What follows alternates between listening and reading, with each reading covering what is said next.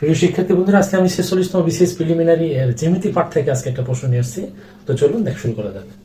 এই প্রশ্নতে বলতেছে আপনার যে কোনো একটা ত্রিভুজের দুইটি কোণের পরিমাণ যথাক্রমে 28 ডিগ্রি ও 62 ডিগ্রি। ত্রিভুজটি কোন ধরনের? আমি ত্রিভুজটা ধারণা নিয়ে আগে অঙ্কন করে রেখেছি। তো দেখুন বলছে যে একটা কোণ হবে আপনার 28 ডিগ্রি আর একটা হবে 62 ডিগ্রি।